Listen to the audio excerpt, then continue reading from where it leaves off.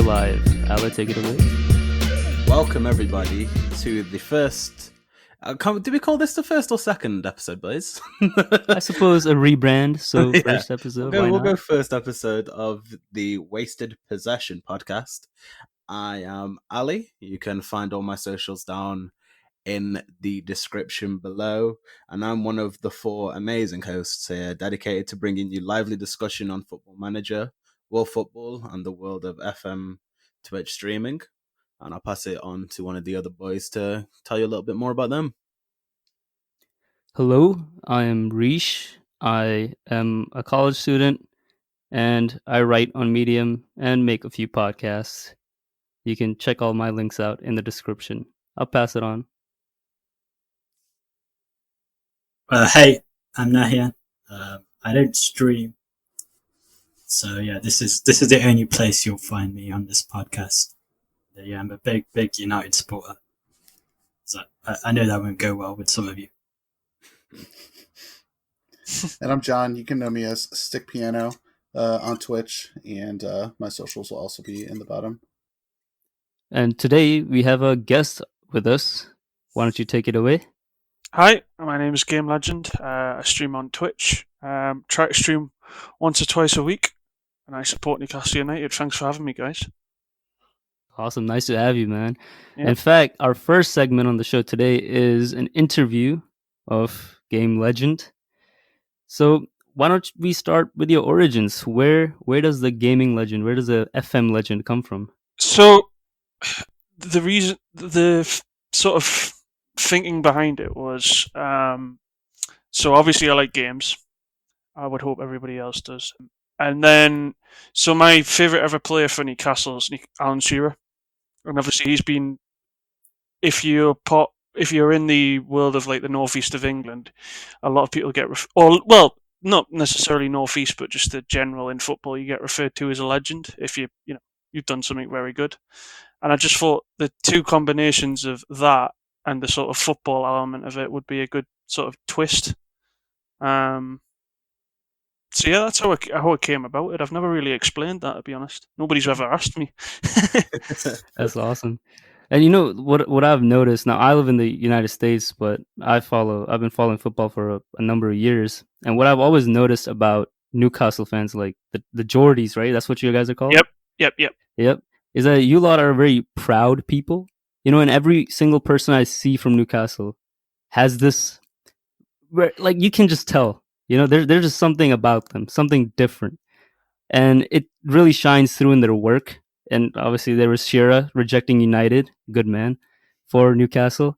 But like, how has that, your city and your area, like, influenced you? Well, I mean, beyond just the name. I mean, sort of, you know, I've mainly grown up in sort of South Tyneside area, but I would say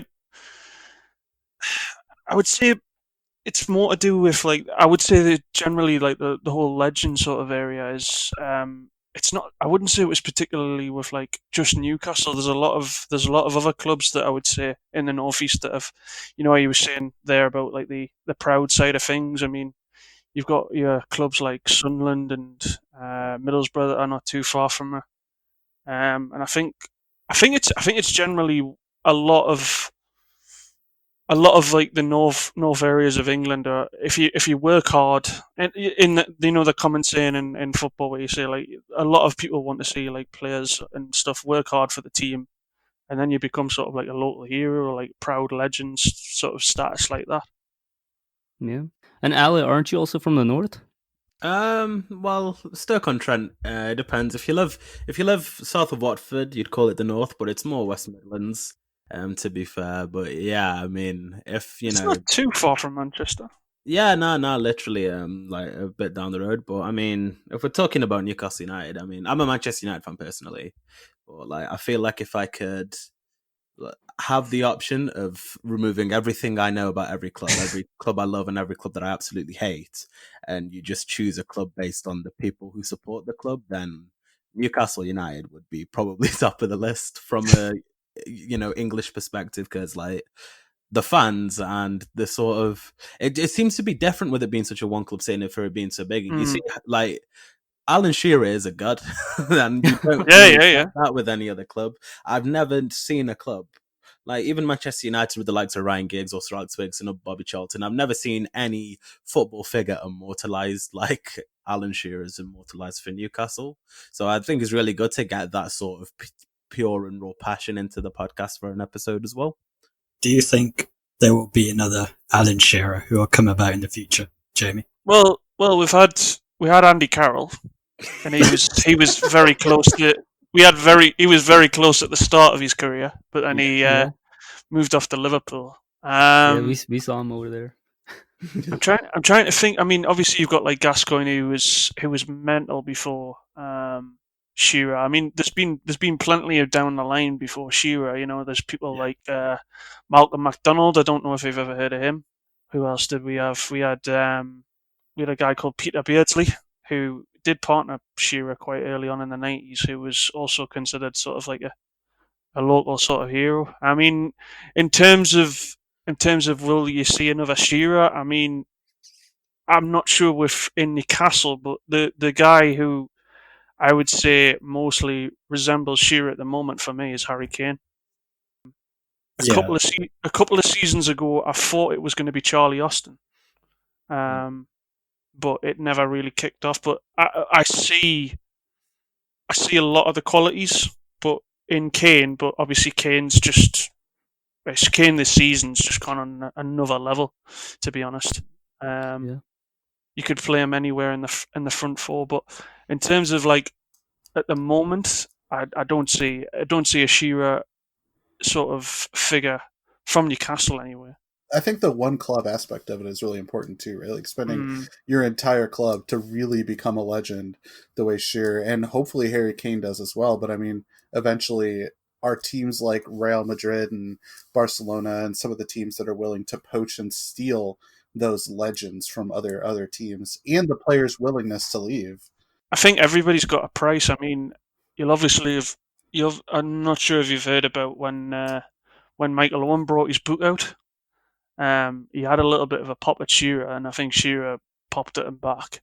But there was rumors that that he had sat on the bench, and he basically, I think Owen might have been on the bench room, and he said he wanted to leave Newcastle. So, you know, I think if a price, the problem with it is that I don't think anybody when Bobby Robson was in charge of the club put a bid in for Shearer. The only time somebody put a bid in for him was when he was at Blackburn, which is obviously Man United. And then I think he said in his book there was a couple of other clubs that were interested in him, but he decided to choose between Man United and Newcastle. And obviously, rest is history. I think the United team of that era as well, when you look at what they were doing, it was the beginning of something really special when he was on the move. And I mean, for a player to reject Manchester United for their boyhood club at that point.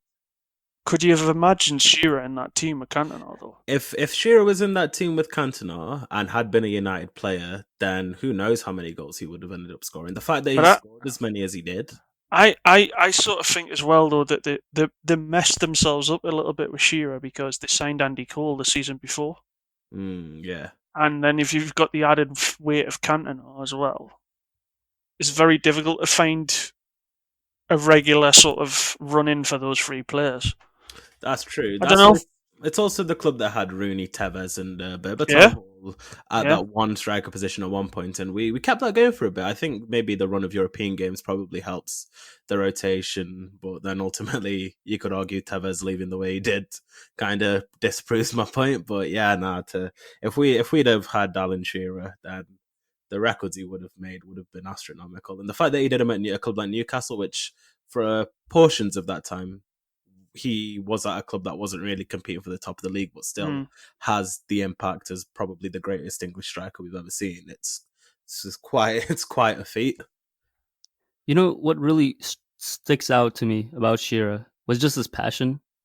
Yeah, right? Like there's just something about the energy he plays with. Like his heart is just on his sleeve. You can tell he's just out there. He's a gladiator. You know, he's just going out there every single match, no matter what, just fighting for the club, and you can see what it means. So where does, from your perspective, where does that passion comes from? That Newcastle passion. I think it's what I was saying on earlier on. Like, it's not. I wouldn't say it was a deprived region of England, but it's like sort of that worker sort of grit, you know. Obviously, I'm just trying to think, like, with regards to, you know, we've got a lot of shipbuilding up here in the northeast, and then that was taken away, and you know, I think like sort of that local aspect of like you work hard, sort of. I think that's maybe sort of the drive you see with a lot of people in the region who are, I would say, successful.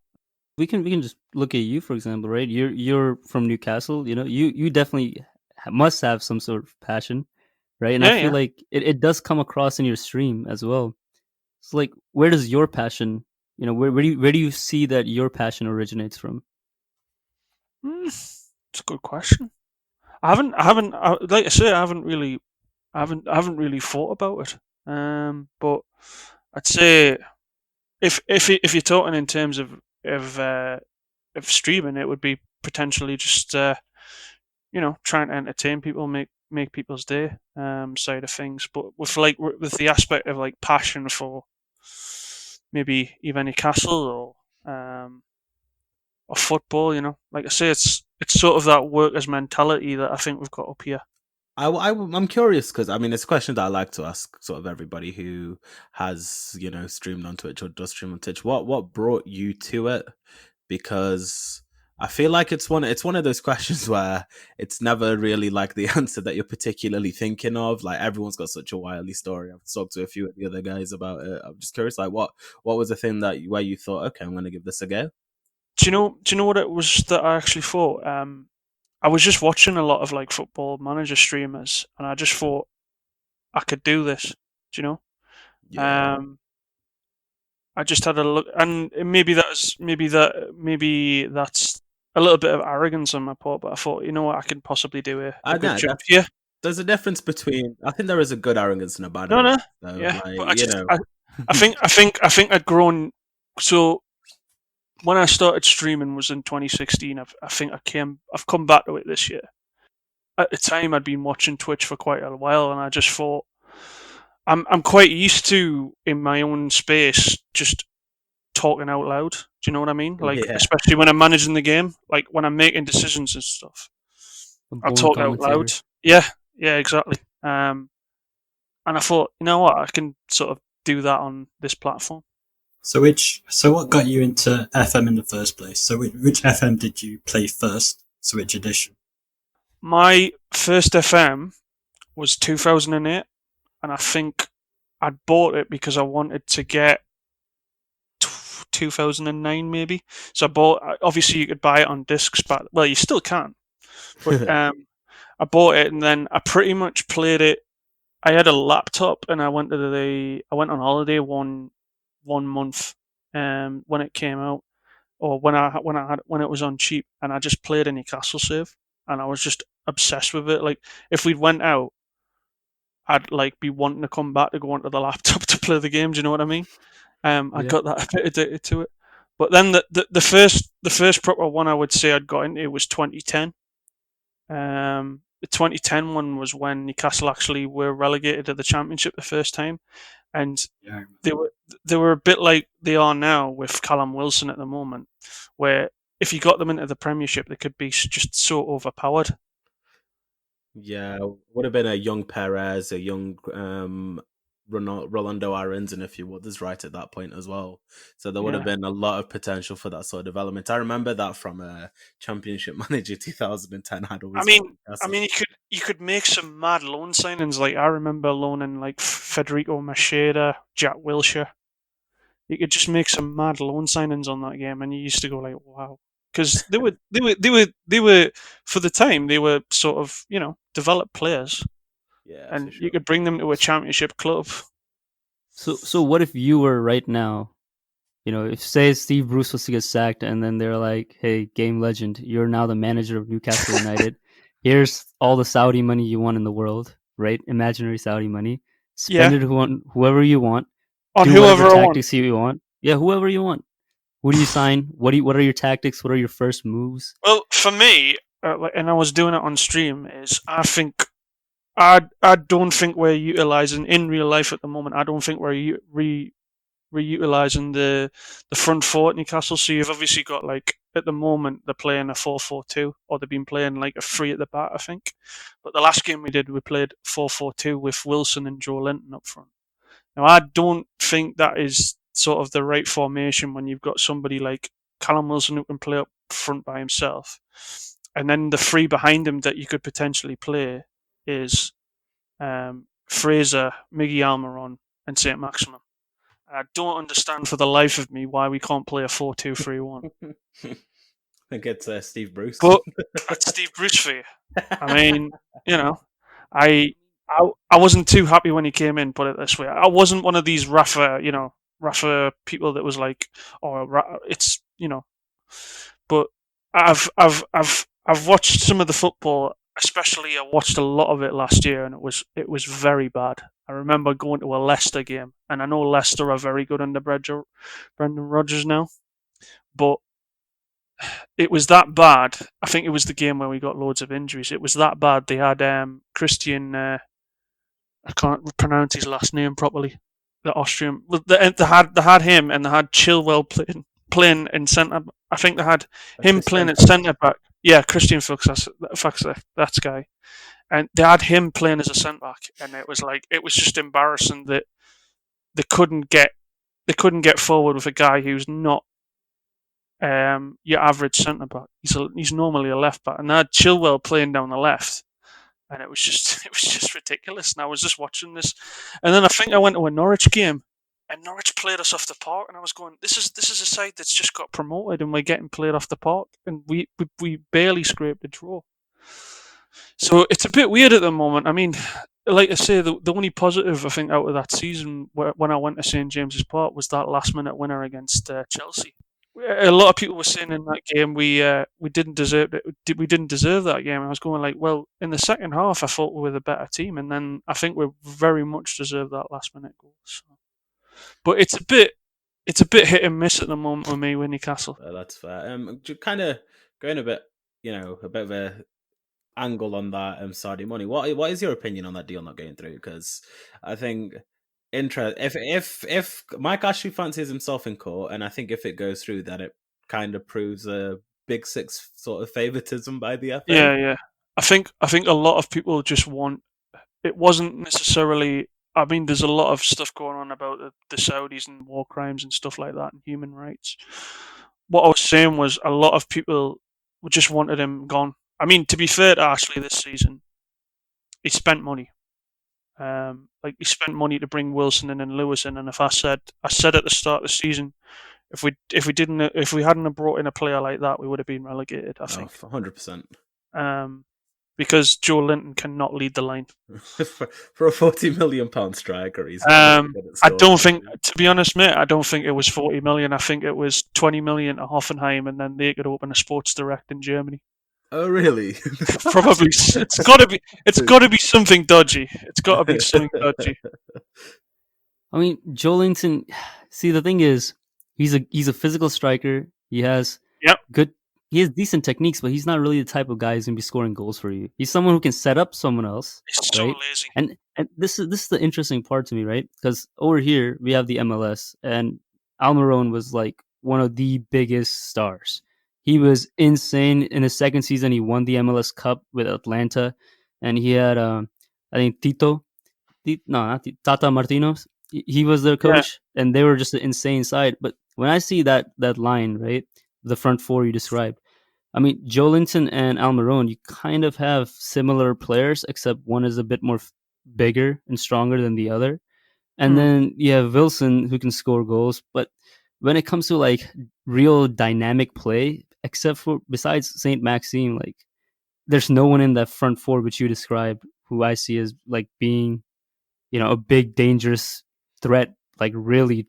Big and dangerous. Yeah. I sort of agree with you there, but I would say with regards to sort of skills sort of thing, I think if you played Fraser and Almiron and ASM together or St. Maximin together, I think that would scare teams for me. I mean, Mm. what I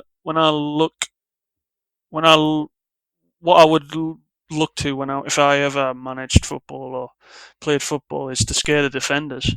And if you say to me, it's Wilson, Joe Linton, and I think we had I can't remember if it was Maximum and Hendrick on the wings against Palace. But if you said to me, and I was a Palace defender, you're playing against St. Maximum, Miggy Almiron, and Fraser today, I would certainly go okay, that's going to be a tough battle, especially if you're a guy who's not necessarily got the pace. But I mean, we did okay in that game, to be fair. But if it was me, I would rather go with a fast attacking four than what we've been going with recently. So if I ask you, with everything you've seen so far, what are your expectations for Newcastle this season? I think it's mid-table with the potential of getting into the top half if we can. I think that was pretty much what Bruce was brought in to do. If you'd asked me before the Wilson transfer and the Fraser transfer, I would have said we'd be in a relegation battle. I generally think without at least Wilson, we wouldn't be in where we are at the moment, which is I think we're 12th, something like that. 14th. 14th, my but that's okay. That's not too bad. We've talked a lot about Newcastle's attack, but what do you think of their defense generally? I don't know. I think Jamal Lascelles is one of the most underrated centre backs in the Premier League. Do you? I honestly do. I really rate Jamal. Honestly, I've seen him make too many mistakes. Yeah. For that, I personally think the better two are Federico Fernandez, and Kieran Clark. Clark was. You could put Kieran Clark ahead of him. Yep. I would definitely put him. Okay. Even though Lascelles is the captain, I think Kieran Clark is. I mean, I was listening to a radio show the other day, and they were saying that if you put Kieran Clark with anybody, they look more switched on and less likely to make a mistake. Now, I understand why Lascelles is in there, but for me, especially under Rafa, he made too many mistakes, and he was blaming other players. And you could see on, likes of Match of the Day or whatever you were watching, you could see it was his fault. Yeah. If he could iron out those mistakes, I think he'd be much inclined to be in. I mean, there was a call. I think 2018 for him to be in the England squad. Yeah, and that season, 17-18 season, he was fantastic. I just like everything about him. He's quite strong in the air. Yeah. Leaderships you'd want in an English centre back. I'm a bit more traditional in that sense. I do quite like leadership to come from the back. Not when Harry Maguire's at the back, but just generally speaking. And yeah, I think to be captain at the age that he was when he was at Newcastle, I think that was quite the draw for me. The reason he got it was I think we got beat off Southampton 4-0.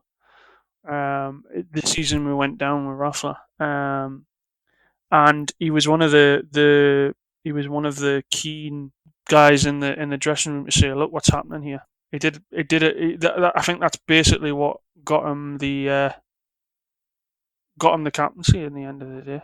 When it comes to defenses, a lot of times the defense leads, or that's where you see a lot of natural leaders, is because that's really the brain, the vision of the field. And I used to play left back, and I remember my center back was that was really my brain. My center back would say, "All right, go up, attack. All right, engage the line. All right, come back. All right, tuck in, etc." Right? A good center back, a good leader at center back is a massive thing. And also, the thing about defending is it is an art form, which is really not just an individual art form, but a team art form. You cannot a center back. Go ahead. I mean, clean sheets win you trophies. Exactly, but how do you get those clean sheets? You need all 11 players to be working for. Yeah, and it's the great thing about someone like Lascelles is that because he has this natural leadership flair, let's just say, right? He's able to command and demand from his teammates to try to get that clean sheet. and that's really what I guess makes him not just the captain of the team, but a really integral part of the squad.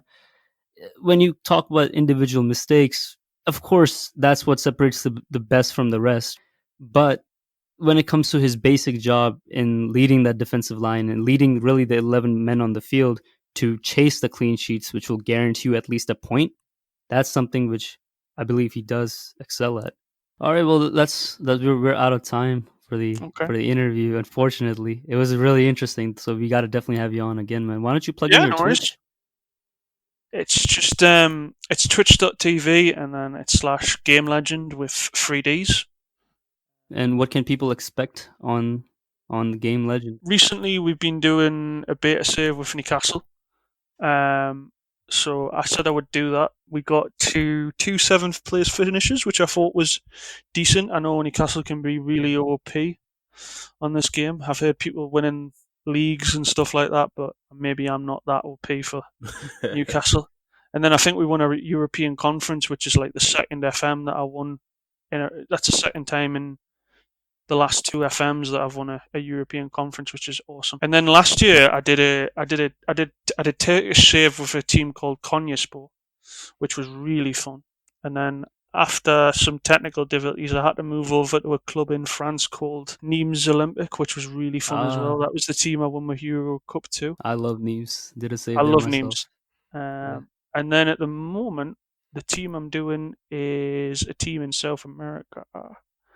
And what we're doing is what I'm doing is a South American journeyman. So the club is Centro Atlético Phoenix. I'm sorry if I've butchered that name, but they're in a relegation battle in Uruguay, so that's going to be fun. We've got no money. We've got no players that can play on the left-hand side, so I can't wait for all the rules and regulations. That'll be fun shortly. Classic South America. I'm doing a save there myself, so I feel the no money part big. So you say it's what, Club Atlético Central? Club. Let me get it up again. I probably butchered the name again. Phoenix, I believe, right? Club Atlético. Yeah, Phoenix. Yeah. Centro Atlético Phoenix is what they're called. Yeah. I guess in Spanish that would be like probably. That'd probably be club, but yeah. But solid stuff, man. Awesome. It was nice to have you on the show. Yeah. We can't wait to have you here again. Sure, and can't wait to drop into the stream. No worries. Awesome. Thanks very much for having us, guys. Thanks for coming in. Thanks, Jamie. Thank you. Cheers. No worries. Cheers. All right. See you. All right, then. So, on to the next topic. Just something we didn't do in the pilot episode of the podcast, which we wanted to get around to, but we ran out of time, is FM21 review and discussion. Now, anyone who has played FM21 going from FM20 will know that there's been quite a few changes. Majority good, to be fair. I've been very impressed overall with the game. But I mean, there's always going to be a few broken elements as well. But yeah, we'll go straight into it. First off, the match engine. The match engine this year just looks so clean and so smooth compared to other years. It seems like players are actually thinking about what they're doing rather than, deciding what they're doing. And then, 20 seconds later, there's a player right in front of them, but they already decided 20 seconds ago what they were doing and they've just gone and done it anyway. Everything seems to run a bit smoother. Positionally, players are better. I mean, this is something, the feature that I was most sort of impressed with going from one to another. It just seems to completely have reinvented the game altogether. Whatever algorithms they've introduced have been absolutely phenomenal, boys. Yeah, the animations are so much better. And I think people just demanded that from FM20. The animations were so bad. Because what people, I think, forget when they're playing the game a lot of the time is that the on-the-pitch decisions are happening, with essentially random number generators, right? That have parameters set by the player's skill levels and the tactic that you're doing. But each time, every decision is, made, in a spreadsheet, and then the animation matches that. The animation isn't what guides the action. It's the numbers, the ones and zeros behind the scene, and then an animation is spit out that matched it. And so I think the the outcomes have always been good. Like always, I think FM does a good job at like how many scoring chances you should have, but it's like how pretty are they, and like how do they make sense in 3D? And they just didn't in FM20, right? Like wingers were never crossing the ball, and goalie animations still kind of look pretty bad in FM21, but they were abysmal in FM20. And it's an animation to match a decision that's been made by ones and zeros. And I think this year the animations do a much better job at like letting you suspend your disbelief. They're just so much cleaner. I agree completely. 100%. Like I've played on 2D for 2 decades almost now, because that's all there was in the beginning, and I've just never switched because I didn't like the 3D match engine, and now I love it. I literally have not played a single minute of FM21 in 2D. Yeah, I mean, I was much later to the party. I mainly got into FMM to FM17, but found myself very quickly switching to 2D because I was looking at the animations on the pitch and I was thinking, do you know what? This looks a lot sexier in my head. So I'm gonna use my imagination and just imagine that nutmeg looking sublime rather than, you know, the player gets nutmegged and then just stands there for another 20 seconds while my player runs to the goal and bangs one in, or probably hits the side netting, to be fair, if he's running in from the wing. But yeah, like this FM, I thought 2D. The only team I've ever stuck 2D with when I've been offline is Sporting, because the colours are a bit weird on the pitch sometimes with the white and green, particularly if your zoom's quite far out, which I like a far out zoom because I like to see what all the players are doing in the transitional play and stuff like that. But this year, oh my god, man, the animations are so good. It looks so clean. Everything that you could want for in sort of a game like that. Because let's be fair, you're never going to get like FIFA or Pro Evolution Soccer graphics in a game like that. At least not for a long time anyway, because, you know, the much smaller companies not catering to as big of an audience. But, you know, to see... It's like, I don't know, I feel like it's a jump from like a Sega Genesis to a PlayStation 2. Yeah. It's not even just the animations. It's like, I feel that this year's FM, the players are just playing smarter. Yeah. Right. I've seen, I mean, like, I'm pretty sure I hit the side netting with my wingers a lot more than I scored goals. We all saw JJ McKinnon last year as well, boys. Like, and then those one-on-one chances, I just had no hope. If a player was one-on-one, I'd be like, yeah, this isn't going in. If, you know, there was a clear square on for a midfielder, you know, he was going to try and smack one straight into the keeper. But this year there just seems to be a little more finesse, a little more going on, and there seems to be some form of thought process which we haven't seen quite, at least not at this level yet, which makes me really excited in terms of, I mean, like for future FMs, are they gonna, if we're gonna see jumps like this from FM to FM, then think about where the game's going. One thing I will ask all of you is, do you think there needs to be, say if you were the developers, would you invest more in the feel for the game, or would you focus on like the simulative aspect of it all, so the actual managing side of it all, or the feel for the game, say in the animations? The managing side for sure. Like that's really the meat of the game, and that's what makes it unique. That's what draws people in, really. If I wanted a pretty looking game, I would just pick up FIFA. But come on, mate, FIFA, it's like comparing a cardboard cutout to, like, you know, the real thing. It's just, Football Manager is so much more immersive and so amazing.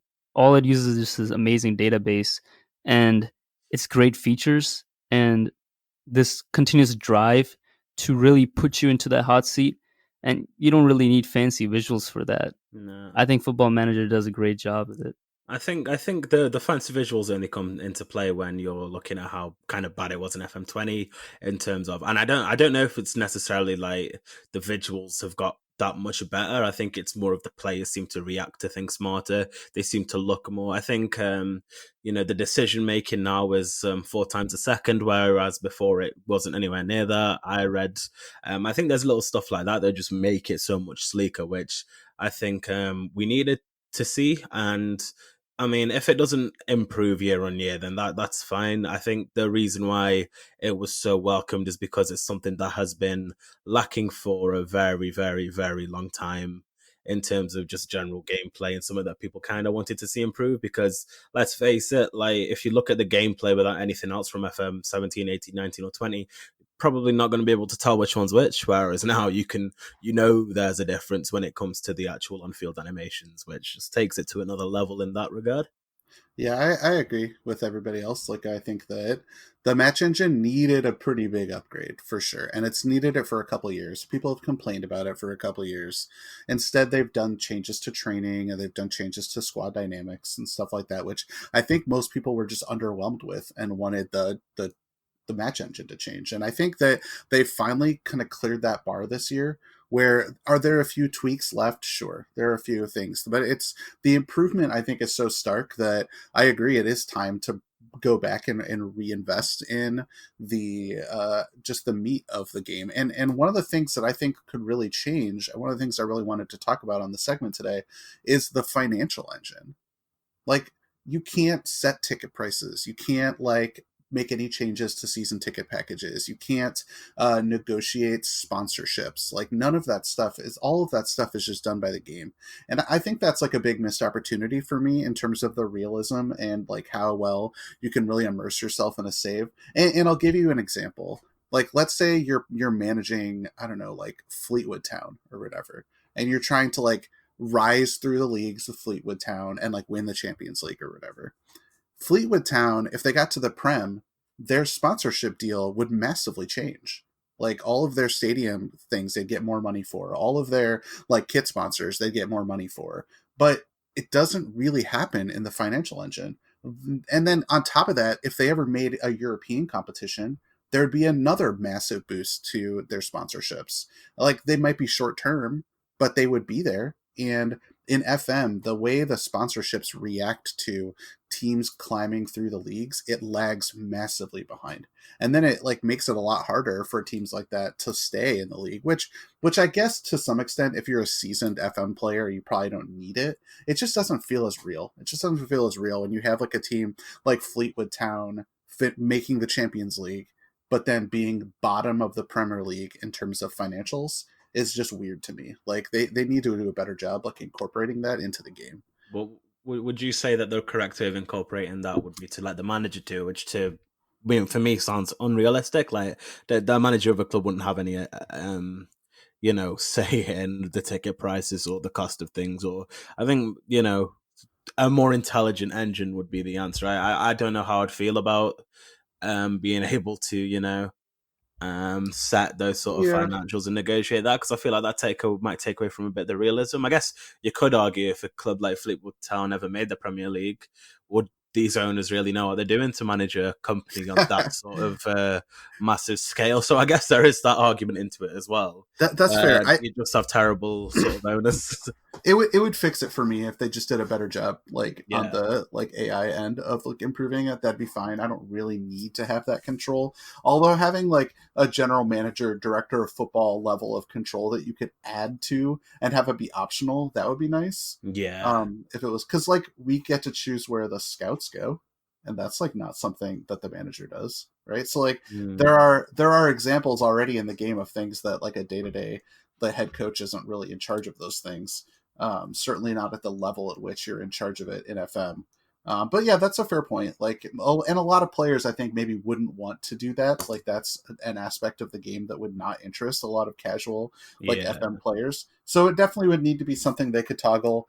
And I'd be happy if it just was more realistic. Like, if it just actually the finances updated themselves quicker and were more dynamic updates based on like league finish and stuff like that. That would make me happier. Yeah, I think it would add a lot more dynamism to the game, which would be interesting. But you know what my favorite part of this whole FM was? I think it's just the decision making of the players is so much better now, and it allows you to just be as creative as you possibly can be with the tactics. And I think people who are on the Discord have probably seen my tactics. One center back, one center back, no midfield. What else did I do? Only midfield, no striker, and then I'm working on a secret weapon, something to beat John in the draft with. I mean, that assumes that I keep running the same tactic that I've been running. You're doing like a little counter streaming, like watching the stream, trying to figure out the holes in my tactic for a draft. that is a good thing that we don't talk about and haven't talked about yet. Is they haven't made any changes to draft. It's the literal same fantasy draft engine they had last year, and that is really frustrating to I think a lot of streamers and content creators that rely on fantasy draft to generate both YouTube and streaming content. And it's not good. It's not like the way people connect to the draft is difficult. The ability to structure a draft the way you want to structure it is difficult. There's not very many customizations. I think that is a big disappointment for me with FM21 as well as part of this like review session. It's just fantasy draft needs an overhaul, and it could be so good, right? Like one of the things that FM lacks that like PES and like FIFA and some of the other like sporting games have is the ability to really immerse yourself in a stream, and you have to love FM. You could be a fan of football but not really a fan of FIFA and watch FIFA and know what's happening. Right? You can't watch FM streaming unless you like know how to play FM.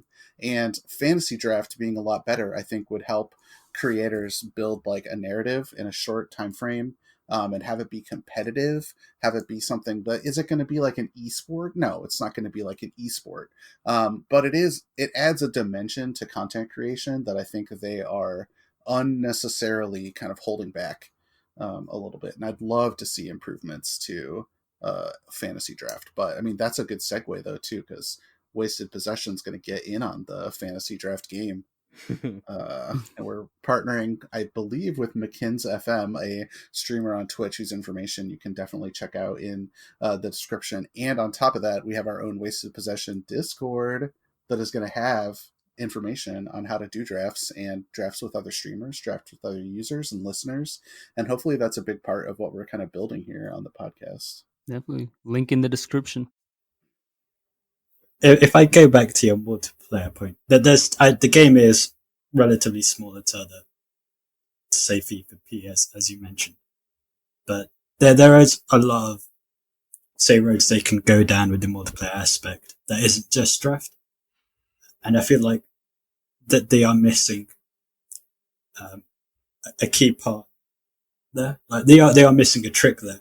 With, say, division rivals you have in FIFA, there could be a division aspect to the game. There could be a quick match aspect to the game. Quick match would be fantastic. Yeah, competing against other people like an ultimate team sort of thing. Or like an online friendly.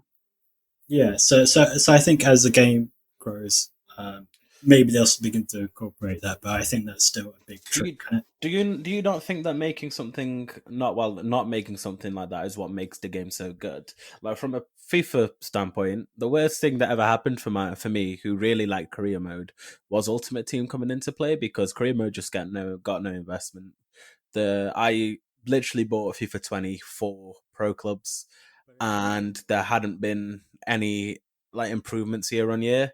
Like as a player, I'd always be cautious about that sort of thing, because I don't want it to become this little cash cow the way that Ultimate Team has done for FIFA, which made one of the greatest games I've ever played. And before FIFA 11, FIFA 12, FIFA 14 come out, where it really started to pick up, I mean, EA were sitting high on the gaming studio sort of ladder. Everyone respected them. EA were loved. And then as soon as the microtransactions came in for FIFA, it got rolled out everywhere. And now EA are scum in the heads of many people. Like, I don't know, would the introduction of something like that potentially ruin the sanctity of FM? I don't. Go ahead, Joe. Go ahead. I was going to say, I don't think so. There's a difference between what Pro Clubs offers and the ability to like take one of the teams that you're playing with, export it to play against your buddy, right? Like a good friend of mine is doing an Everton save offline. I'm doing an Everton save offline. We constantly are sending each other screenshots of like how well we're doing. It's like exporting a team and playing against him should be so simple. Like there's no reason why. I saw a content creator on Twitch doing a series where they're playing derby matches on stream. Like let's play Inter Milan versus AC Milan and play it a bunch of times and see like who is winning the derby matches, which is like a cool concept and a cool content creation. It's like very difficult to get that to work in FM 2021. And like Cy Maggio, another one of the Twitch content creators that's going to be involved in the drafts on Wasted Possession, he's a part of some other league where it's like a Premier League thing where they have to use FM Touch instead of the main FM21 because it's the only platform you can export teams on. So he's like playing as Fulham against other users to export teams and doing matches, and someone's maintaining a league table. Like it's just a mess. There's no reason why it should be that difficult. And I think you could make those changes like Nahian was kind of suggesting at the beginning, and I don't think it would ever turn into like a pro club situation, but I guess it's fair that we should be worried about that, but this seems like a pretty safe addition.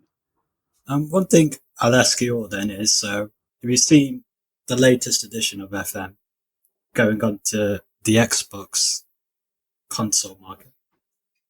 So how do you guys feel about making FM sort of mainstream? Because that investment will then go towards the animation, because it'll be a much more of a casual market. You don't really care about the sort of in-depth tactics, and yeah, the sort of feel will change a lot. But what makes FM is the depth. I seriously doubt that SI will stray away from that, because that is really, that's what really brings in the numbers. That's really what brings in the sales, and is their base core market. Yeah, you can go mainstream, but to be sustainable in the mainstream, you still need that cult following or that core market. And SI is a company which is very considerate about its core market. They're very, very careful with it. I believe that FM already is to some extent a mainstream game. Maybe not as much as, say, like a FIFA, but 4 million people downloaded FM20. I think 4 million is enough to be qualified as, a mainstream game, maybe at least in Europe. To be honest, I can see the sort of area which Naken's getting into, because when sort of FM21 was coming out, there was a lot of announcements surrounding it coming on the Xbox, and I saw a lot of people in those comment sections on the likes of Twitter and other platforms, and not on the platforms, going for the sort of PC version of the game. A lot of them were saying, why the hell am I going to pay £35 for a game that has graphics that we last saw on the PlayStation 1? I think if you're gonna make that option viable and worthy for people who maybe haven't, if you're a fan of FM, you're playing it on a PC or a laptop, right? If you're gonna cater to the console market as well, then think about how much worse FM would be to play on an Xbox controller than a mouse and keyboard, with everything that you do, all the searches that you do. You're going to have to do something to draw that audience in, otherwise it's not going to be worthwhile to make that game, and I'm pretty sure that's why they removed themselves off consoles to begin with. So if that is the sort of route that they're opening up and they're going down, I think that at some point they are going to have to kind of listen to that audience in order to make the game that they're trying to produce worthwhile for that console itself. But I think only time will tell with that, in that regard. I guess it depends on how many Xbox players decide to bring in the game. I think they brought it out on Switch. We didn't see too much. Maybe that could be a reason why we've seen the improvements that we have now. So it's more appealing to that sort of audience. Who knows? But it would be tough to say with people who don't really understand the game and haven't played the game. I played it on the Switch. The Switch actually kind of makes sense because the graphics on such a small screen, most people are playing it as a handheld and not plugged in, was fine. Like, was the interface good? No, just like what you're talking about, using a controller is not ideal, and it wasn't amazing. But in terms of being able to travel with FM, phone doesn't feel right. Like, FM mobile's pretty bad. But like the Switch was just FM Touch, and FM Touch already exists, right? So like, I guess I don't know a ton about the Xbox release. Is it FM Touch? Is it the full game? Like, if they're building Touch anyway and then just porting it to the Xbox, then I don't think we have a problem.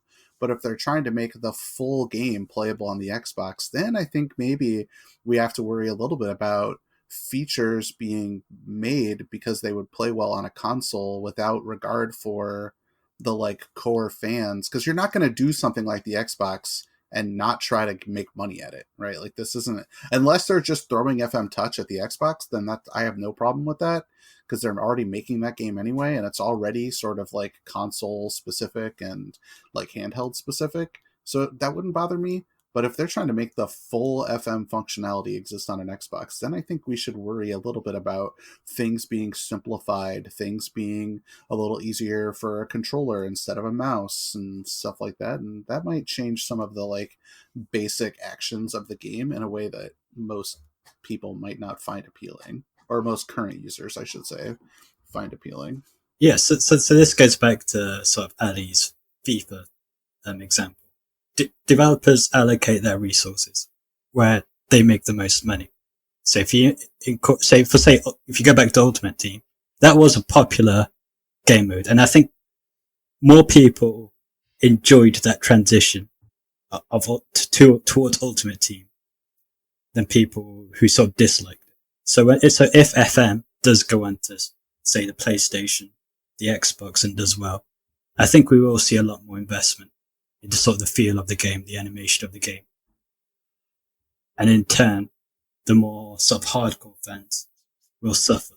Because I think there is a market for casual managing games. If you go into, say, the App Store, there's a lot of casual manager games.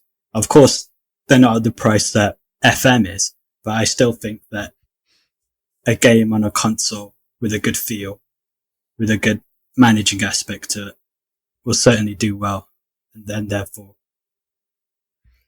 developers would sort of shift their resources more towards that market. Yeah. What I see is, well, when it comes to things like on the phone or in the App Store, FM Touch is obviously their version, their competitor over there.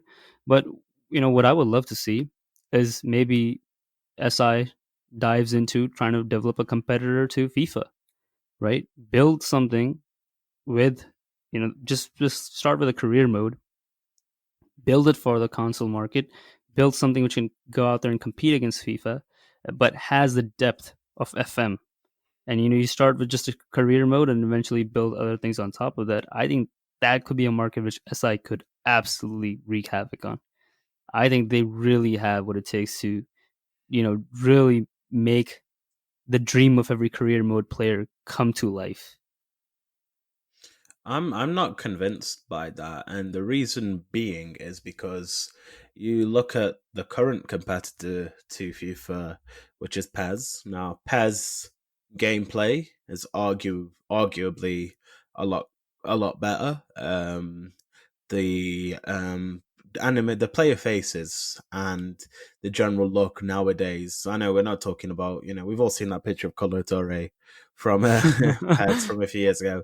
I mean, it's gotten better. You look at players like Sadio Mane in the game; they look insane. Ronaldo but is does far Pep better. does PES has Dua Lipa?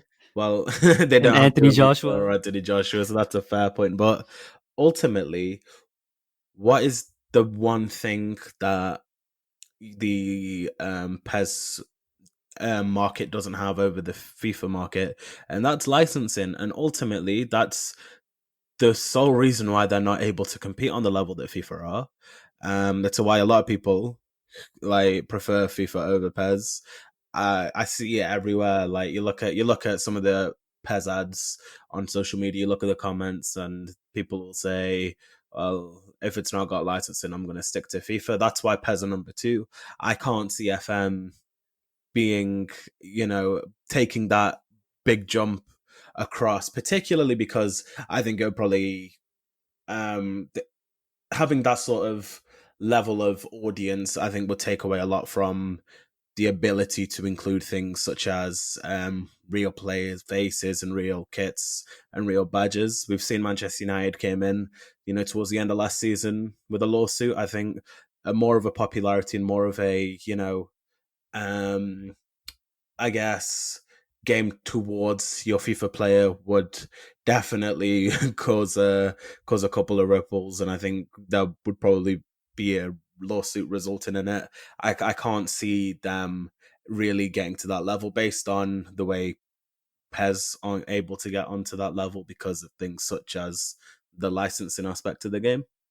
It's fine. I'll play with Mario Sane. Oh man, Actual Soccer 3 was the last time I played with. I think Ronaldo was the Brazilian striker back in 1999. I mean, it kind of terrifies me, Risha's question or comment that they would try to like invade FIFA's space. Like, first off, it's probably just not realistic. Like, that it would require the creation of an entirely separate development studio. Like, the way that SI does game development now would not translate to building a FIFA style game. Like, it's literal impossible. They'd have to just start over, and they couldn't build it on top of what they have now. They could share obviously some attributes and scouting stuff, but in terms of like building anything with a FIFA-esque interface and wanting to transition towards any kind of situation where you control the actions of the players on the field the way you do in like a FIFA or PES game, like, the development that would need to happen to do that would just siphon away every single resource that they have available to themselves. Like, they don't have, the financial backing of like EA does, like there's just no way for, I think, SI to make that transition. They're in a lane. They do really well in that lane. They've gained a lot of respect from the scouting community in general, who use a lot of their databasing, and they've like contributed to the creation of databasing that has made scouting next level. Like, all of that stuff, I think, is the lane where FM's in, and I just think they need to stay there. Like, I would be terrified about the future of FM if something like something like Rish suggested started to happen. Like, it would terrify me. So going off that, then one addition we have seen is expected goals, and I wanted to ask you. Well, the game's been out for relatively a while now, and I just wanted to ask your thoughts on that those sort of additions, how they fit into your tactics. See, XG is fine, right? I mean, it's a better way than, say, like possession, to look at how well you're really doing. But like, I mean, it's fine. Like, honestly, for me, it's not as big as I thought it was going to be. Personally, like, I'm just having fun, just making tactics and just trying to get them to work, just forcing them to work somehow. But before moving, like, further diving into this question, I just want to real quick counter kind of or explain my point a bit from earlier to John. Is, if right now, say if I'm like the CEO of SI, right? I'm looking at our products. I'm saying, okay, we have a great product in Football Manager, the PC version, right? Which has a cult following, which has this extremely strong customer base. But I'm also looking for growth. I'm looking for, okay, what's the next thing which will take this company to the next level? Well, product expansion, expanding your product line is the next logical step. Looking over FIFA and seeing their disgruntled fan base, and then looking over at PES and seeing, I mean, kind of have a fan base. This is just a perfect market to invade, and right now would be the time to invade it before EA gets good. Now, how they could secure this funding is, obviously, first thing would be to try to raise funds by going to investors and saying, okay, if we want to go out there and compete against FIFA, and this is our idea, we want to take the depth of FM and bring it to the console market, bring it to that interactive playable market. And if they can't get investment that way, I say, look at FIFA's biggest competitor, PES. Go to PES and say, hey, you want to partner up, co-brand, and create this product. But then again, if they want to stick to their lane, I think that's also completely fine.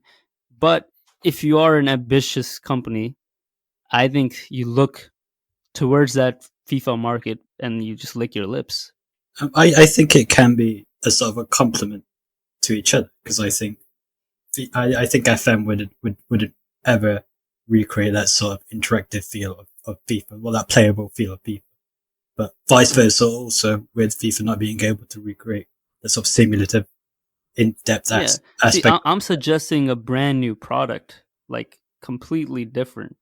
You know, it's you can literally name it something else. It doesn't have to be called Football Manager. It's going to be a separate thing. I mean, like, go ahead, Joe. There's just way too much financial risk in the COVID economy for them to jump out into a new product line. Also, I don't think SI knows yet what they have on their hands. Like FM20 was the best-selling FM20 by a distance, and COVID contributed to that because people, were like quarantined and not going out, and like it was a great way to immerse yourself into a game. Like more FM20 downloads than ever before by a lot.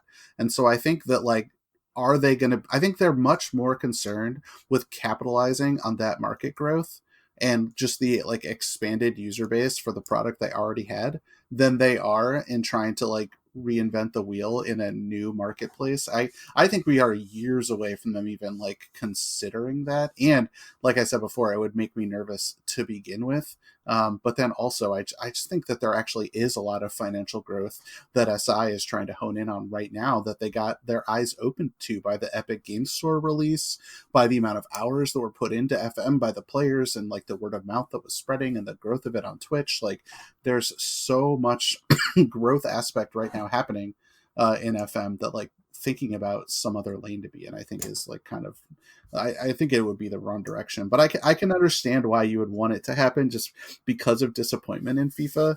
But like, I feel like this is that's a fair point. If they would be stretching themselves too thin.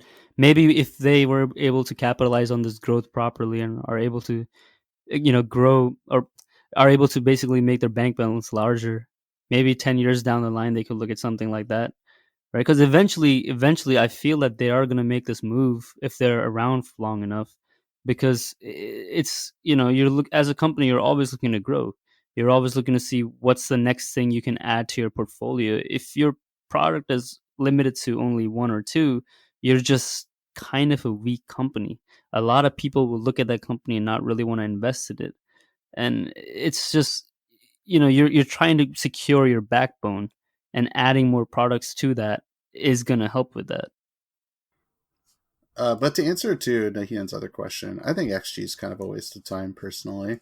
Like it's fine, and I love advanced stats. I'm an American who's super into analytics and like advanced stats. But I feel like in FM, it's not really telling you much, unfortunately. And I think it's almost suffered the clear-cut chances mechanic, which I always didn't mind. And I thought that in FM20, the match engine did a good job identifying when something was a clear-cut and a half-cut chance. But now, for whatever reason, that feels broken to me. Like, I could have an XG of like 4 in a game, and the game would be like, you only had 2 clear-cut chances. Be like, really? Like, how is that possible? Like, I get that XG is additive, and it's like saying with each shot that happens, what was the percent that shot was going to go in, how quality of a chance would it be, and then they just keep adding that score on top of each other. So you could have, if you had 30 shots in a game and none of them were clear cut, you'd still have a really high XG. So like, I get that they're different stats, but I also feel like they're doing a really bad job identifying clear cut chances. So it's like we've just traded one metric for another. I think they haven't done a good job explaining what XG is and how it works to people, and a lot of people are just like, oh, now I can tell when I'm getting FM'd because there's a number to quantify it. And that is kind of true, but it also just doesn't tell the whole story. Like, I think a lot of people don't realize that you could have an XG of 2 if you took a bunch of shots, but if they were all from outside the box, did you really get FM'd? Like, no, the defense made you not get any good chances. You had a lot of possession and you shot over the goal, but that's still going to add like 1/10 of a point to your XG, even though like it wasn't a very good chance. So like, I think people just don't really understand how the number works, and it doesn't necessarily tell you what you think it tells you. And so I think a little bit better messaging, maybe XG could be more useful to people, but I try to make sure that like people on my stream at least understand like what XG is, how it works, and like why it's not the be all end all of like showing whether or not somebody's got FM'd or not. Exactly. XG really exists just to tell you how good your defense is or how good your attack is. Like, for example, if you have XG of 2, but you have scored nothing, that defense is fantastic. Or vice versa, if you have XG of like, 0.4, but you have scored like 2 goals or whatever, like your attack is clinical. Yeah. Well, it's also XG to shots on target. Like that ratio, I think is really important. If you have like 2 as your XG and 3 shots on target, then your offense is creating really good chances. If your XG is 2 and you have 20 shots on target, then your offense is a garbage. So like you also have to consider the ratio. Like that kind of stuff is really important. Oh yeah, so just as I guess a final point, I think that there are flaws within XG, but from the games I've played and the streams I've watched, I think XG is very much aligned with real life in terms of the final results. It's just that over say 1,000 game span, it would sort of average out. By the way, what are everyone's saves in FM21 so far? I'm playing an IX save on my stream that's like a Moneyball save. Like I have to sell all the players that are 24 or over, and I have to replace them with young players for less money. And it's just like a big Wonder Kid Talent Factory save trying to win the Champions League. And then I have it just an Everton, like how many trophies can I win save offline with my favorite team kind of thing. I currently got that 1860 Munich. I'm doing a Sleeping Giants challenge on stream. So we go to teams that I did say 1980s, but I'm going to go 1981. Teams that have won the league before 1981, because I believe Saint-Étienne won it in France in 1980, and they'd be probably the best French team to play with to do the challenge. So we might blur the lines a bit there. But yeah, I started at 1860 Munich. We got relegated. John, I don't know if you were there for that. We bowed out final game. We didn't finish bottom. We finished 17th. And better than 18th. Yeah, I told my players like we've got the quality to bounce straight back up.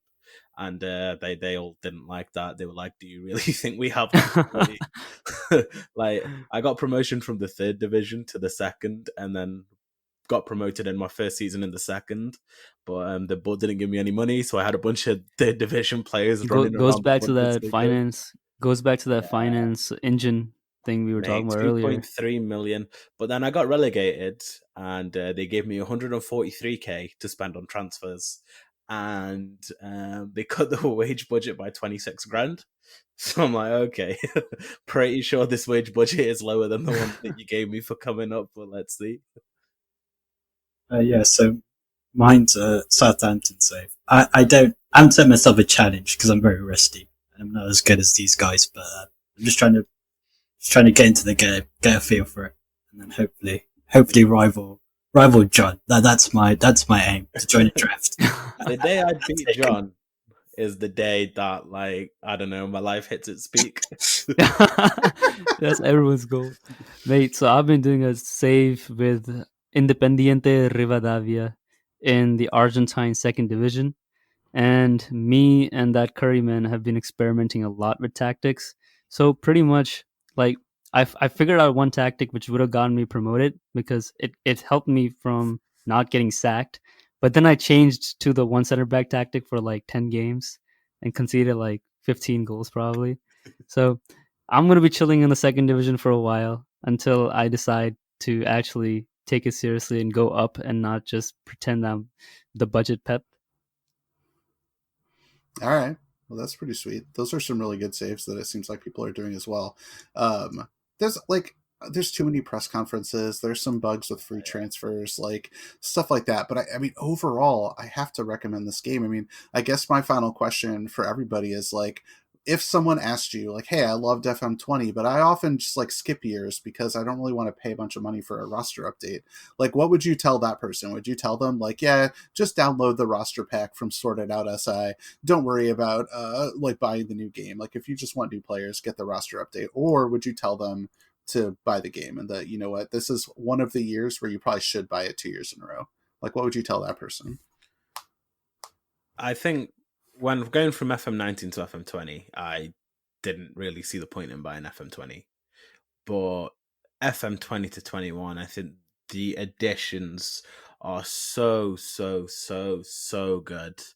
The general gameplay, the feel of it. I've never been more excited playing an FM for the first time. Like when I first got FM20, I played it for a bit and then kind of didn't play it for a few weeks because I was like, I've kind of been playing this game for a year already. As soon as I got FM21, I've just been in there. And I mean, for the amount of changes that there is, I mean, if you're like me who clocked up, like about maybe just shy of 2,000 hours last year, it's 100% worth buying this new game for the value for money with the changes that they've made. Like, I think I've spent like 3p like every however many hours. I can't remember which one it was. I calculated how much an hour of playing FM cost me, and I think it was something like 3p. It was 100% worth it, and this game just blows it out of the water. Yeah, see, I was on the fence. So I'm entering the final year of my college or my university, right? And I was like, oh man, I really don't want to get distracted this year. Like, I'm not gonna buy it, right?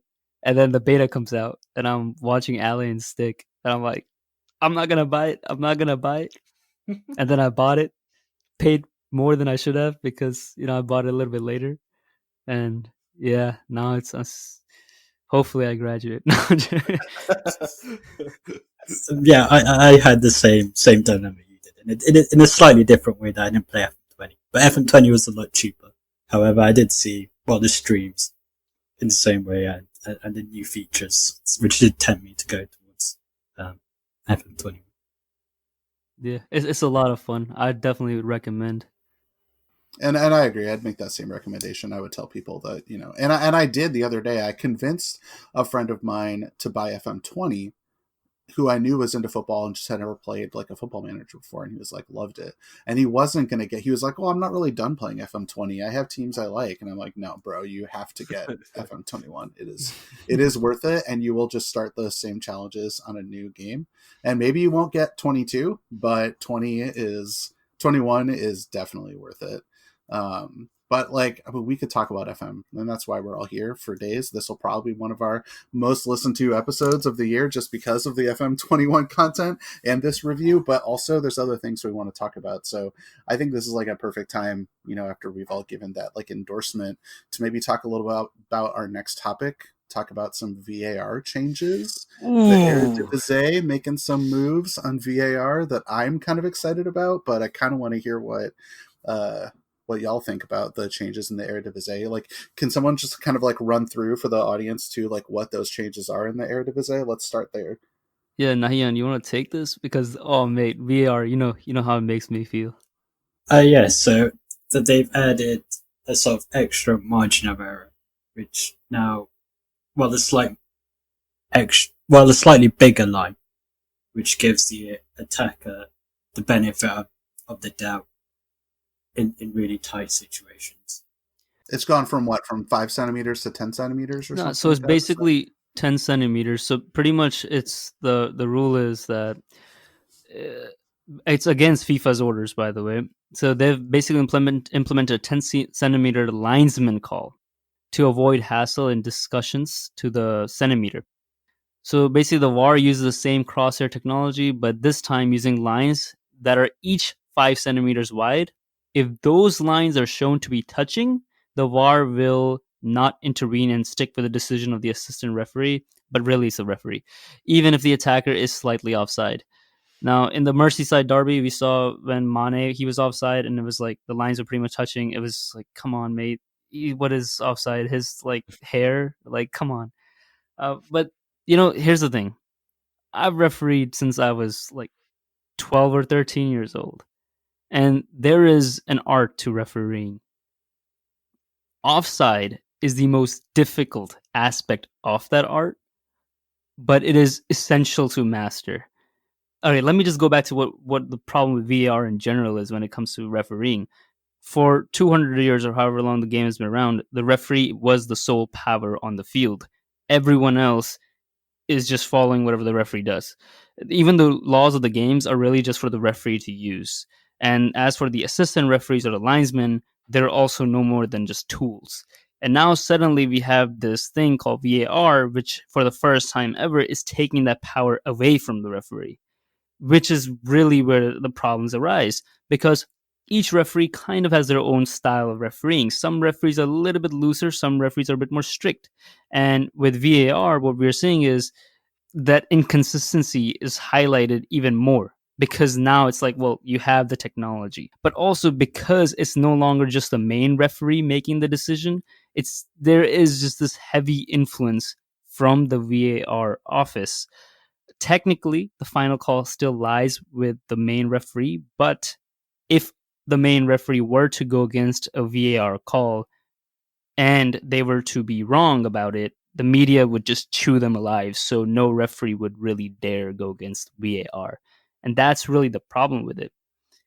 Now, this Dutch rule, it's interesting. It's, in my opinion, it's just another complication.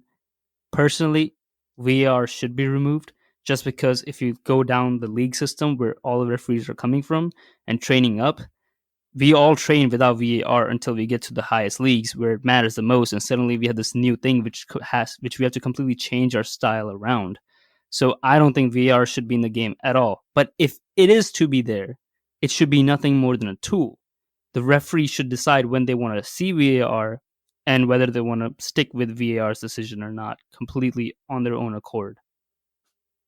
So if I take it back a step, is it really a sort of inconsistency? Because VAR only aims to really go into the sort of factual aspects of it. And outside of offside, which is a sort of a very much a yes or no question. I know there's outside aspects. There's going to be a slight error within the two different camera aspects. But for the most part, it's a yes or no decision. And even with the red cards, as long as it's a clear and obvious error, they only issue a red card if they see it's an obvious red card. Is it yes or no? Like, I remember Salah was offside because of what, a toe? Like, if I'm a referee and I see that, like, I'm not giving that call. Well, that's not offside. That's whatever. The toe, like, but it is offside. Offside, if you were to look at it so strictly with a magnifying glass, which is what VAR does. But I mean, we have to give the human space to some extent. Well, it wouldn't be offside in the Netherlands. Like in the Dutch league, it wouldn't be offside, right? Like, and that's what I think is cool about what the Dutch league has done, despite how you feel about VAR or how you feel about FIFA. I think the change they've made is one for the fans.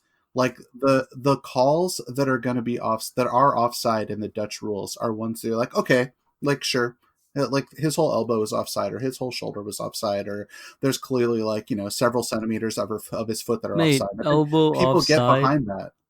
Whatever body part we're talking about. Yeah. No, 100%. Get behind that, right? Yeah. Like, but they can't. It's these marginal calls that piss people off, and so the Dutch change, why I like it so much, and I'm 100% in favor of this Dutch change to VAR, and in general a fan of VAR.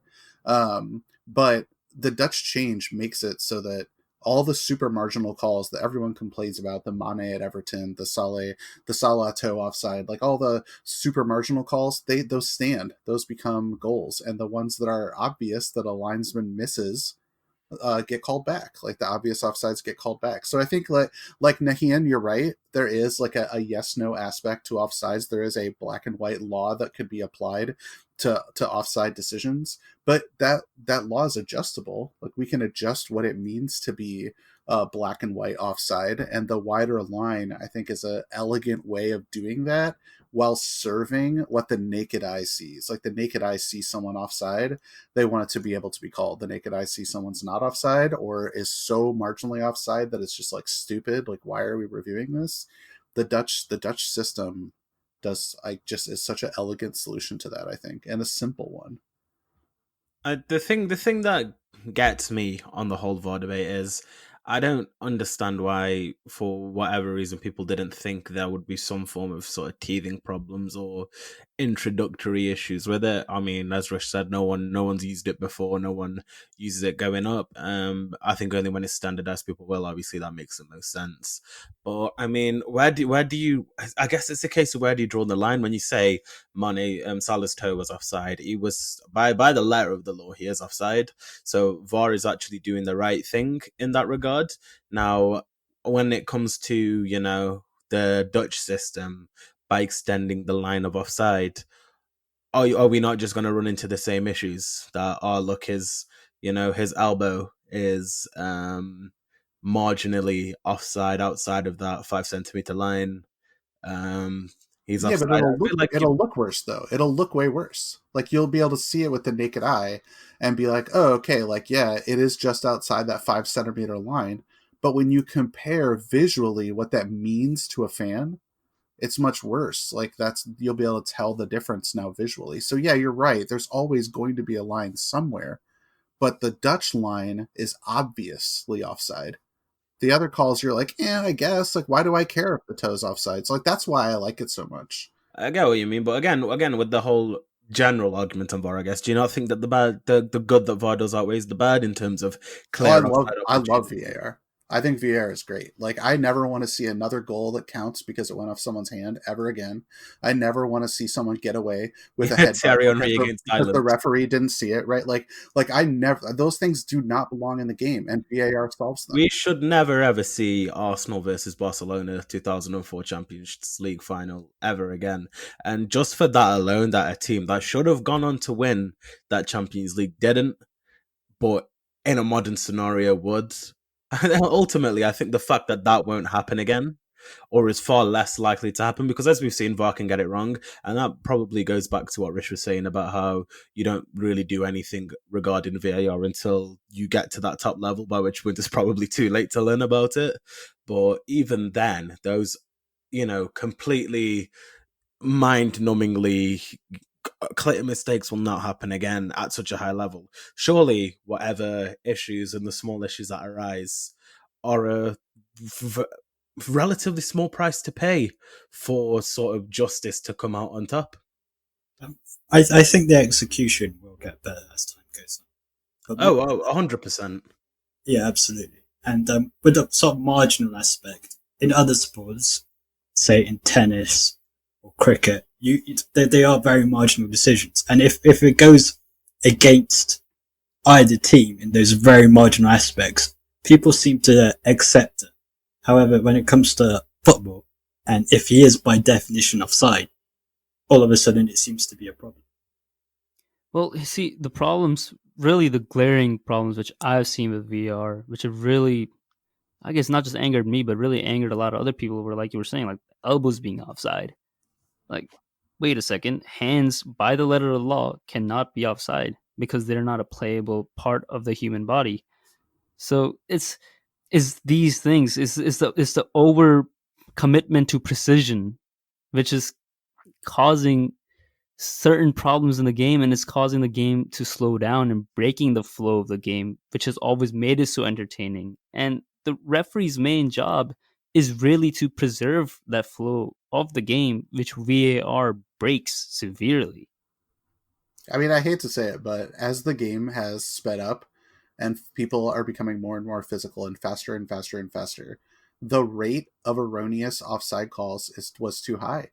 Like, the need for VAR's precision, the rate of missed calls on balls going over the goal line, right? Like, goal line technology is essentially VAR, and it's a necessity. We have to have that technology. Like, we cannot, having games be decided by balls that didn't go over the line or did or whatever is just, like, fans just will not put up for it, and they shouldn't. Like, the hand of God should not have determined like a World Cup, like all of those kind of things. Like, VAR gets rid of those things. Maybe I'm a little wild for this part. Like, this is something that a lot of people don't agree with me on, but I'm so in favor of VAR that I think we should use VAR to give retroactive yellow cards for diving. Like, especially in international competitions, players dive to draw a penalty when they're not touched. They should get a yellow card on the spot, and they should, but they often don't. But they should get them later. Like, we have the ability to go back and look after a game or whatever. We should be giving cards for simulation, like people who blatantly fake injury. Like, for me, I just hate that part of the game. And maybe a lot of people are just like, that's just the art of being a good footballer. But John, you're going against literally one of the earliest rules in the laws of the game. That, the game ends when that whistle is finally blown. Retroactively giving a yellow card after the final whistle is blown, it just goes against every. It goes against the DNA of the game. I guess you can offer fines. You can offer fines afterwards. That's what the MLS does, and that's fine. That's already been changed because of VAR, though. For example, Manchester United scoring a penalty after the final whistle with the retroactive VAR call.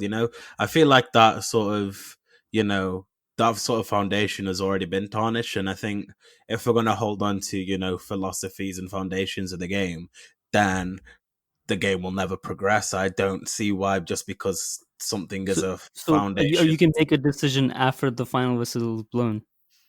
But it doesn't affect the outcome of the game. I've seen red cards being given post game. We also happened to Didier Drogba when he said this is fucking bullshit or whatever he said.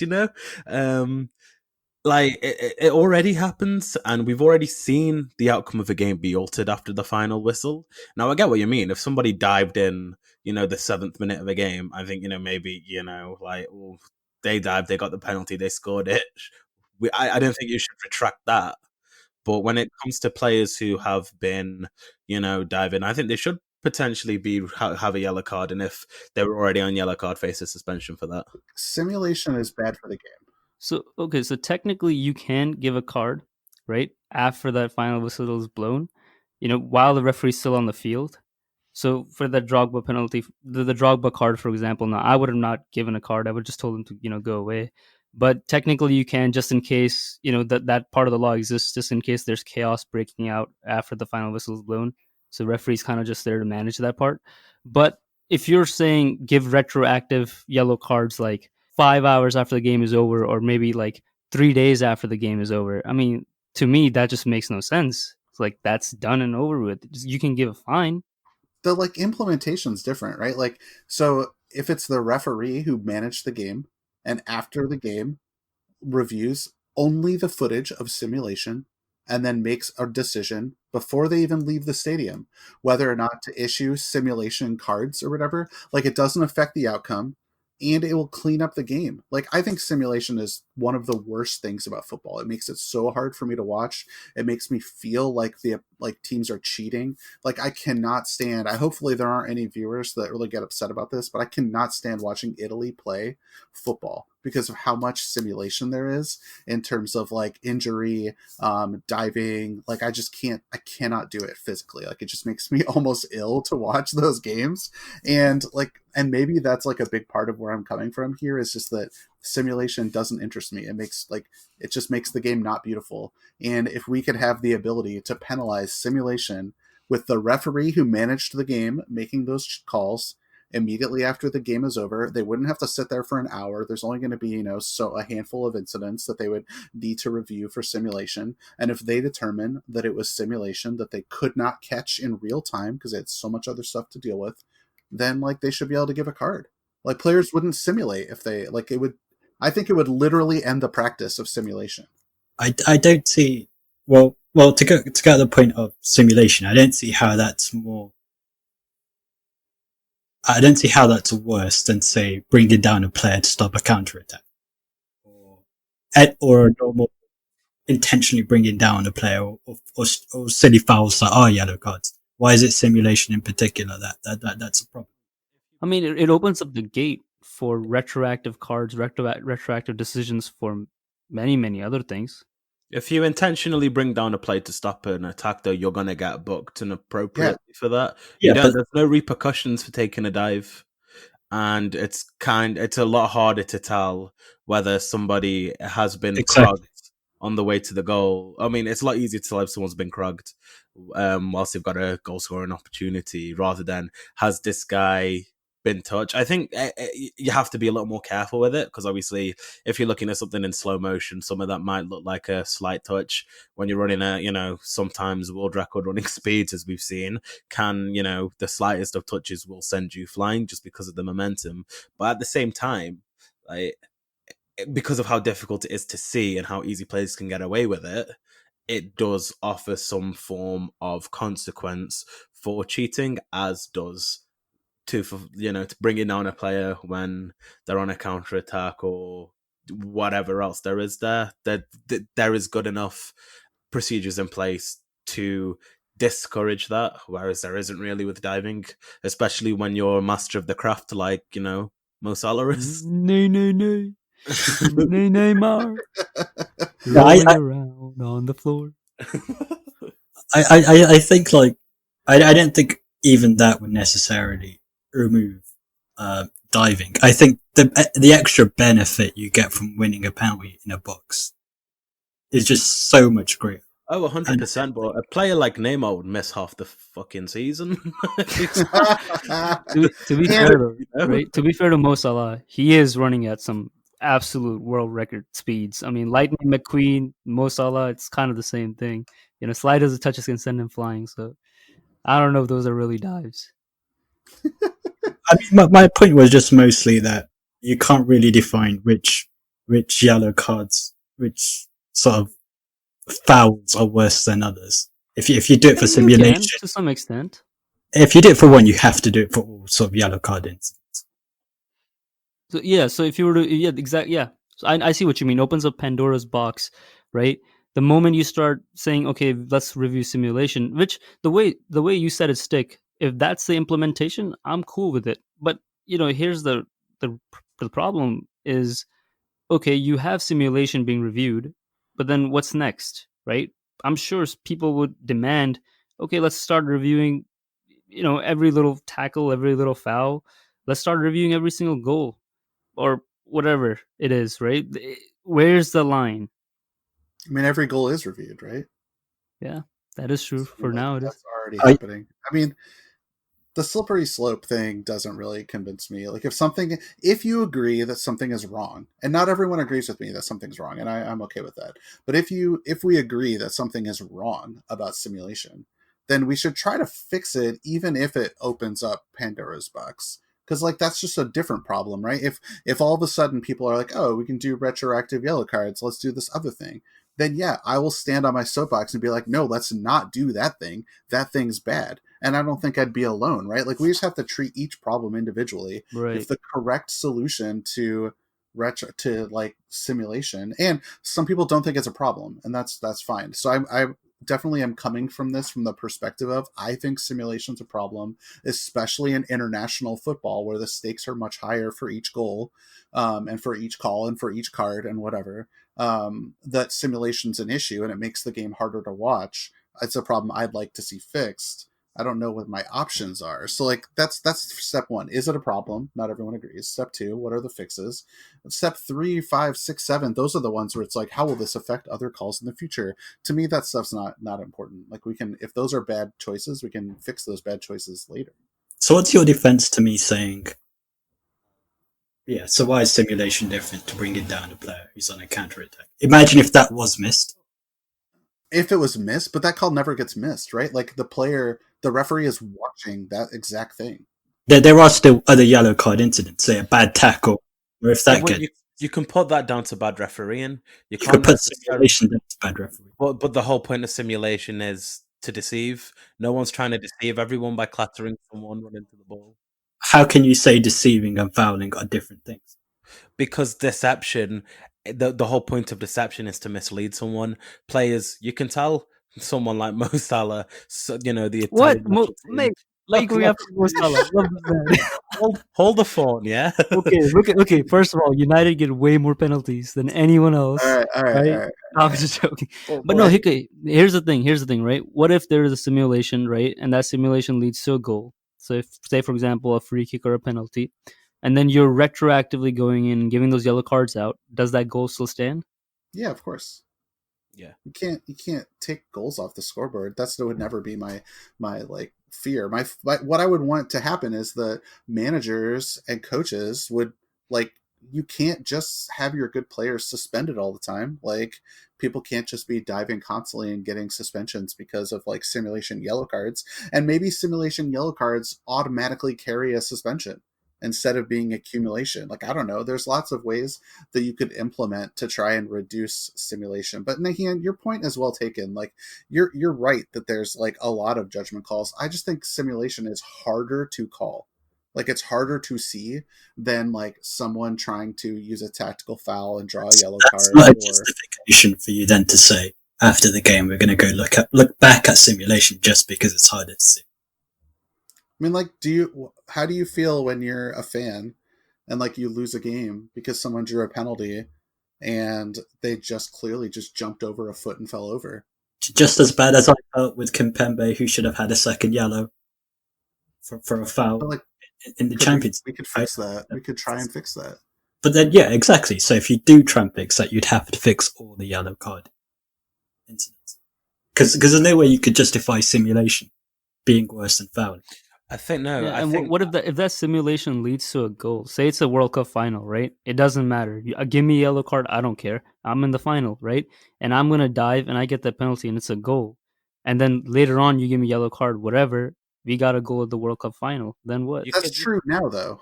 You could say that about Luis Suarez's world-class save. Yeah. At that time, I think the whole thing, I think it's the intent behind it. When you go to foul a play, you're not looking at trying to fool anyone into anything. You're just thinking, I need to take this player out for my team. I'm fine by that. I think the whole thing of, I'm going to try and fool the referee into thinking that I've been fouled, so I get a penalty. I think the intent behind that is a lot more. It borders on like I know I don't say it because I think it is, but that's a lot more sort of evil, which is why I use the word deceptive. You're going out there to try and lie to the referee into giving you what you want. Whereas if you just go in for a tackle and the referee misses it, that's quality of the referee coming out. Mistakes. It's a lot easier to see a player do a bad tackle than it is to notice that a player hasn't been touched when the margins are so fine when it comes to the diving in the modern game. I think in both go ahead, Nathan. I think in both cases you're gaining an unfair advantage, and I don't think just because one is harder to see as the other, you could again go back and say, well, just because it's harder to see, we need to. The fact that it's harder to see is why players get away with it more. It's so much more of a problem because it's so hard to see.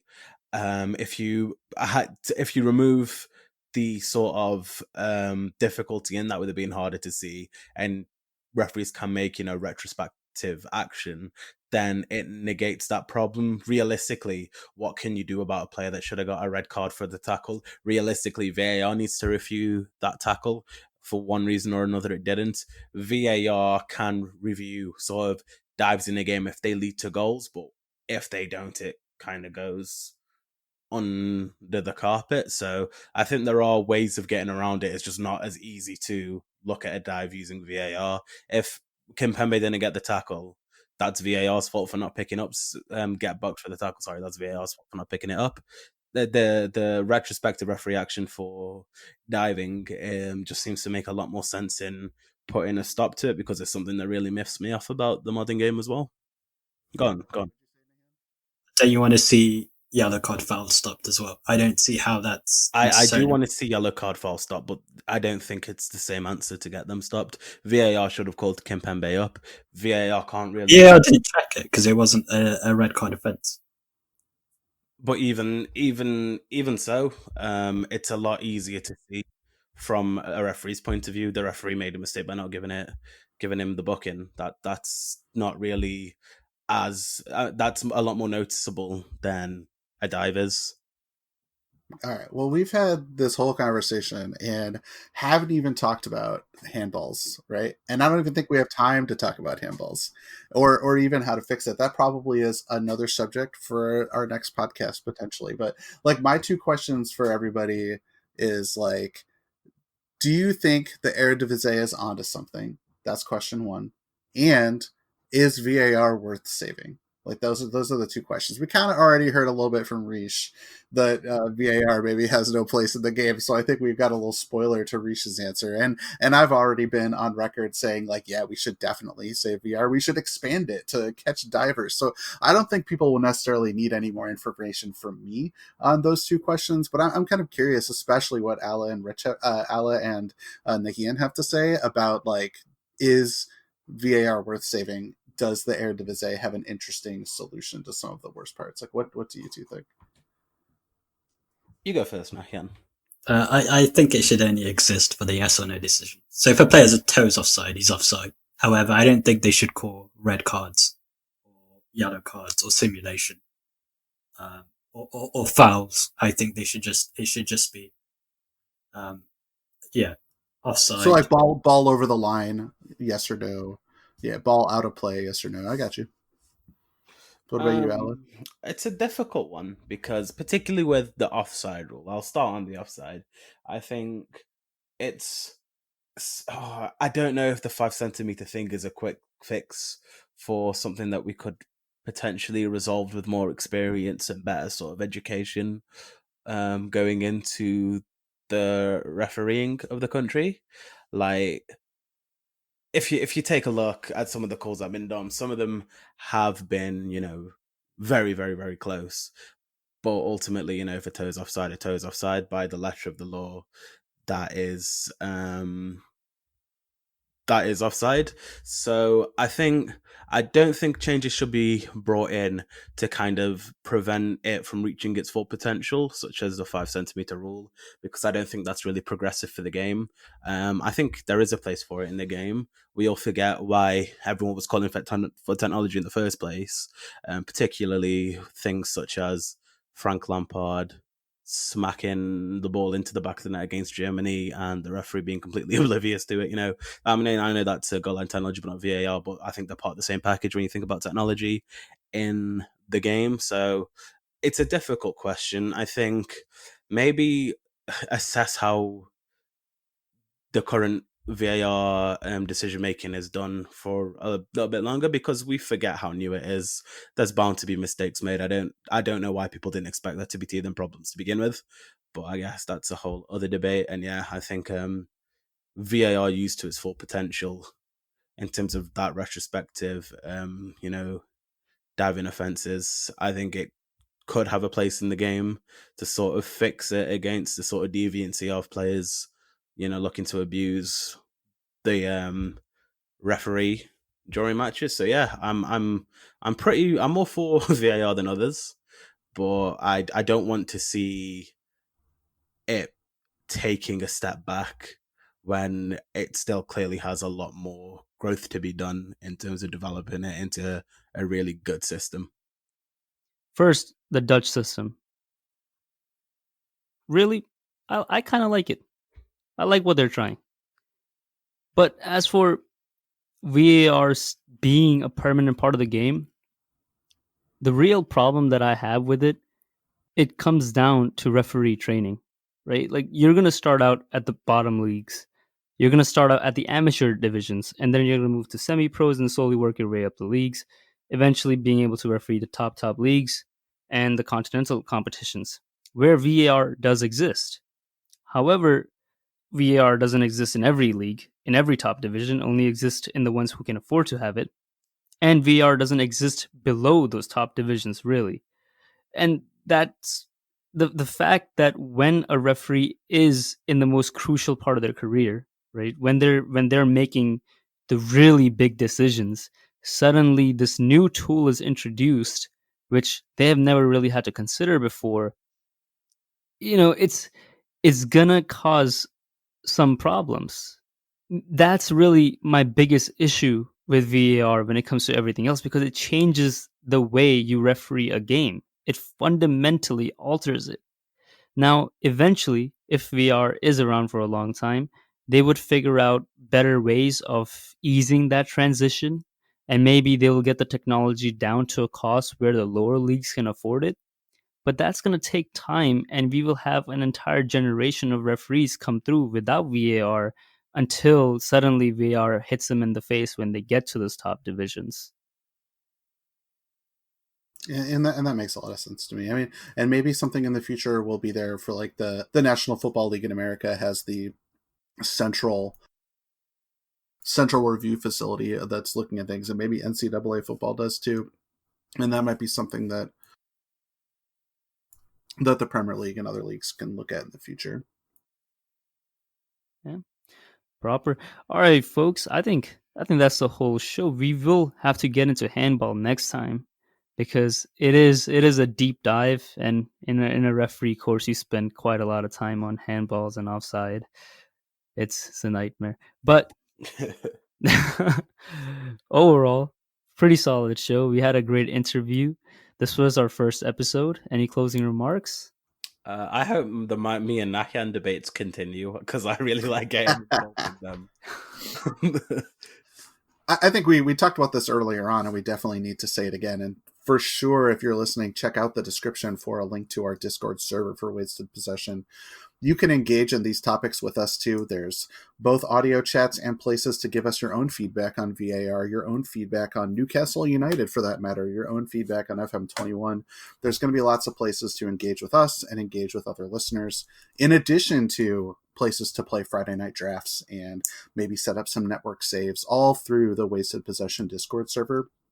And it's a special place too, hopefully, for other Twitch streamers to share their Twitch streams with you and interact too with some of them as well. So I would highly encourage everybody listening to check out the Wasted Possession Discord as well.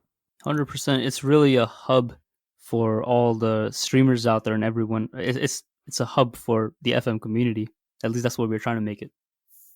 Yeah, I've been very surprised, to be honest, at how receptive the FM community have been to it, and just looking at some of the names that have come in. And when I say come in, I mean like they've been falling out of the sky sort of thing, like rain, when it comes to, you know, the new members joining. It's been really, really good. I've really enjoyed it, and hopefully we can build a really good platform with it. Yeah, I think there's well over 20 streamers that are already involved in the Wasted Possession Discord, and as many of you listeners as possible want to get involved as well. I think it should be just a great place to get to know FM and get to know some of these streamers. Right, and if you are a streamer and you join the server, please let us know you're a streamer so we can give you the tag so you can check out all the other bonus things which are there for you. Bonus things. Very good stuff. What about you, Ian? Yeah, I like what everybody's just said. Well, for everyone who joined, yeah, really appreciate it. The support. Yeah, it's great. Awesome. Well, thank you for listening to our first episode. All the links which we mentioned throughout the show will be in the description below. You can follow the podcast on Twitter. Obviously, join our Discord. You can also follow the Internet Herald across different social medias. The Internet Herald brings you many different shows, exploring different niches, and providing understanding through information.